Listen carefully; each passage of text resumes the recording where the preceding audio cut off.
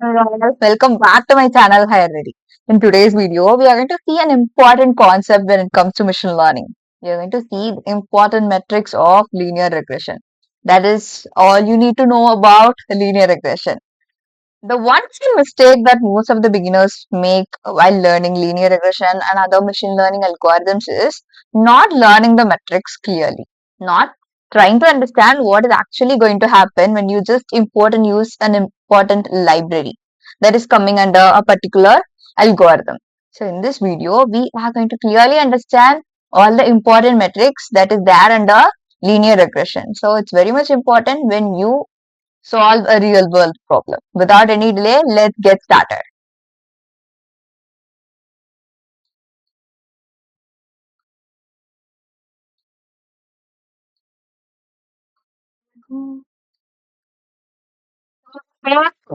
That you should have clarity about is what exactly is linear regression, first of all. What is that? You should definitely have clarity on what exactly is linear regression. In the previous video, we clearly saw what is that simple linear regression. What is it? If your data changes accordingly as per the relationship between one independent variable and one dependent variable, or that particular dependent variable is also called as target variable. So if that changes happen based on the direct relationship, if value of x increases, the value of y will also get increased. If value of x decreased, then the value of y will also get decreased. This is how simply my machine learning algorithm, the so-called linear regression algorithm, will understand and predict my data. For a simple example, let's consider if I'm going to predict a student's score based on hours studied, then it is the best example for linear regression. I'm not talking about the ones who just keep their books open and scroll Insta Reels or YouTube Shorts. I'm talking about the ones, if I'm spending 5 hours of study for studying, then I should be dedicated while studying. I should stay focused while studying. If I'm studying for long hours, it is directly going to affect my marks. If I'm studying just for 1 hour, it is also going to affect my marks. The ones who studied for so long will get more marks if they study with focus and dedication.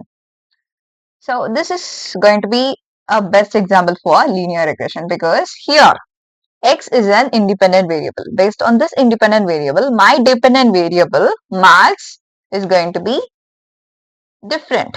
Based on how my value x changes, my value y also will get changed. This is called as simply a linear regression model. This is how my model works when it comes to this kind of data.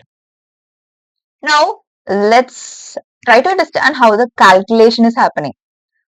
The goal of every simple regression models is to find a line like this. It is actually a best fit line. Here, this goal of a line, finding a line, is about, it actually clearly explains me how the value x influences y. This line is about, if my value x is changing, the value y will also get changed, right? But how it is happening? Based on that, my linear regression model will understand my data. And based on what it understood, it will give me clarity on it. This is how generally my linear regression model works. So, for example, if I could predict my house price based on my house size, this is also one of the best example for linear regression model, because if a square feet, the number of square feet, it is high, then the value of house will also be high. If my changes specifically in my house price, if my cost per unit is less, or based on the size of the house, my cost of the price will also, the cost of the house will also be changing. This is how actually the linear regression model works in such kind of data. Now, the goal of linear regression is to find the best fit line that matches the x and y. What is x here? The house size. What is y here? The house price. Now, let's try to understand exactly how this best fit line works. So here specifically, when it comes to best fit line, it is actually a line that minimizes the difference between actual and predicted values. Here, what I'm talking about actual and predicted values is if I am giving my machine learning model a data to understand and find something or predict something. In such scenario, the value in x might be 10.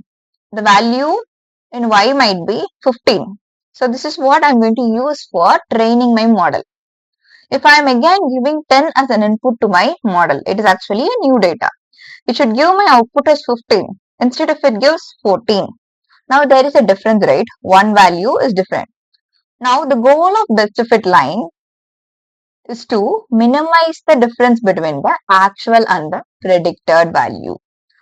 So it actually will be helpful in reducing the difference. So that is the goal of the best fit line. This line represents my average trend in the data. How my data is getting increased or decreased based on my value of x. So it represents the average trend in my data. Now let's try to understand the important metrics in my linear regression. What is cost function? You need not look into the formula and get confused. Should I learn these all things? No, it's not at all necessary. Why? Because when it comes to machine learning models, when it comes to real world specifically, what you are going to do is you will just import a Python library and you will be calling this cost function. But what you need to do now is you need to have clarity. What is cost function? What is it? What is the purpose of it? Cost function is actually an evaluation metric which is used for evaluating or measuring how wrong the model's predictions are. It is about measuring the model's prediction and it is about evaluating how wrong it is. So that is the goal of cost function. So if it is measuring how wrong my model's prediction is, I'm giving you one case study. Just imagine and tell me what would be the output. If my value of after applying cost function is very less, what does it mean? Does it mean my model is performing well or does it mean my model is not performing as per my expectation? If my output is less, the value is less, it's absolutely performing better because the cost function is about predicting how wrong the model's prediction. If the value is less, what it means? My model is performing really well, exceptionally well. What if my output is high? The value is high. Then it says that my model is not performing well. It is underperforming. Now let's try to understand what is gradient descent for linear regression. It is actually one of the algorithm inside an algorithm. But what is the goal of it? Here we saw about cost function, right? The goal of this gradient descent is to minimize the value of cost function. If my value of cost function is quite high, it says that my model is not performing well. Now, by applying gradient descent, I am going to change my data as per the way my model could understand and learn my data properly. Now, by applying this algorithm, I'm fine tuning my model.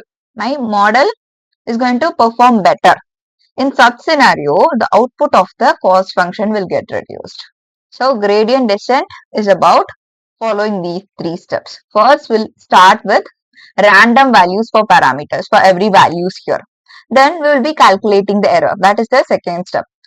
Next, when I found that output of cost function is high, then I do want an output which is less, right? Then I'll be applying another set of values.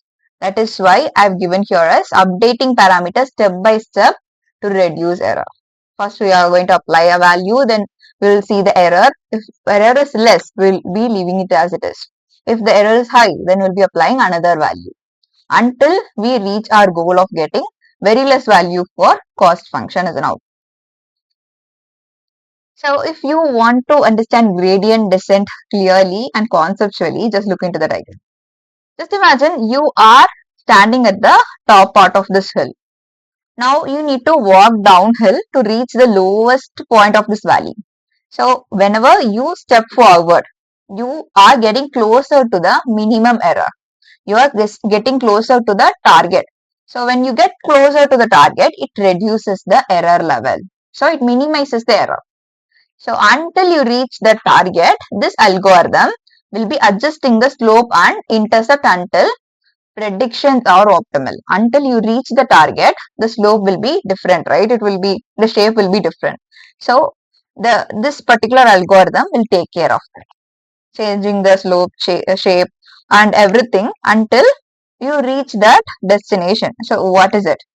So gradient descent is about specifically minimizing the cost function. That is what I've just given an example. So if you already understood this example is not at all necessary. And if you didn't understand, that's why I've given here the example. Why I specifically need linear regression? The major goal is it is easy to understand. It is fast to compute. It is going to be as a foundation for many machine learning models that you are going to learn to understand data specifically. It is specifically used for many business based applications. You can predict the future sales, you can do forecasting, you can do time series analysis just with linear regression. So that is how this regression algorithm is so powerful.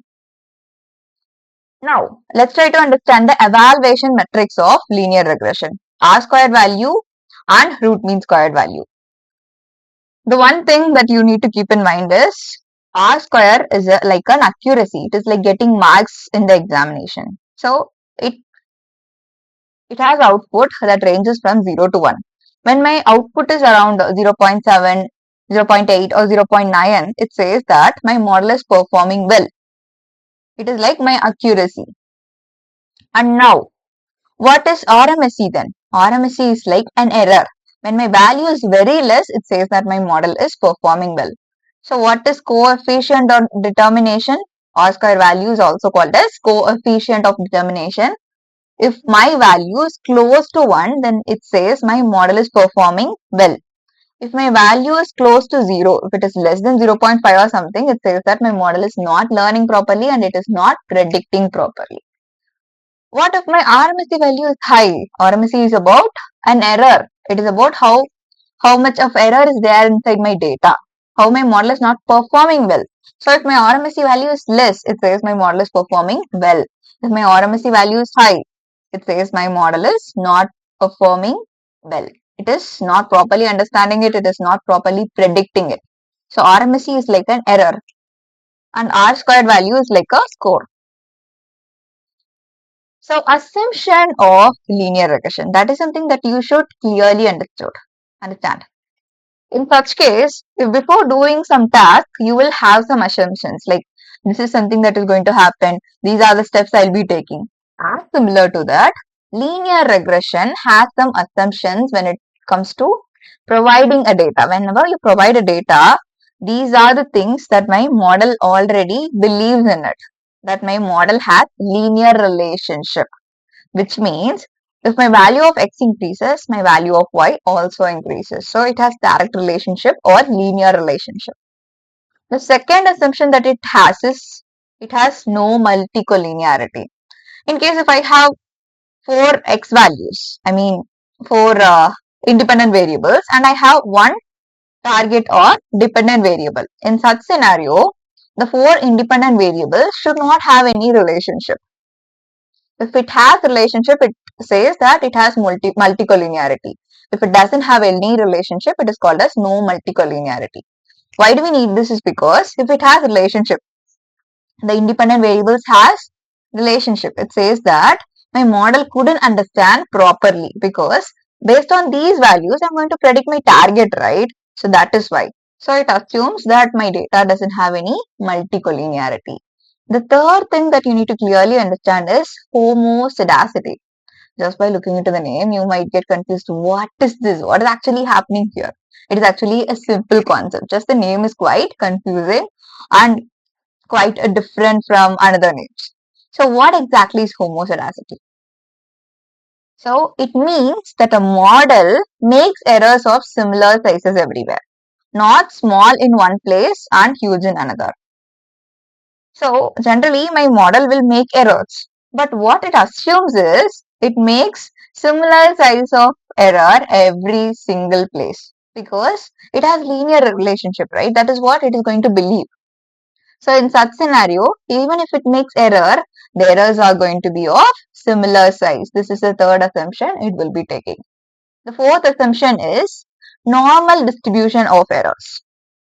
It generally consider if it has an error, that error is being equally distributed, that every single data has the same error. And the final assumption that it is going to have is independence of observations. If one value is used for predicting another value, and I'm using another value for predicting another value, that first one value and the second another value doesn't have any relationship when it comes to prediction. So this is what it will be having as assumption. These are the assumptions that my model is going to have in head before proceeding with predictions. Now let's try to understand what exactly is hypothesis. Let me give you a clarity what exactly is hypothesis first of all. When it comes to machine learning models specifically, I generally have an expectation this is going to be my output. It might be about relationship, it might be about what is going to happen, what I'm going to forecast in the future. So in such scenario, hypothesis about what I am expecting in the future. So let's consider hypothesis thing is going to check whether the relationship between x and y is statistically significant, almost similar. So in such scenario, it is clearly visible.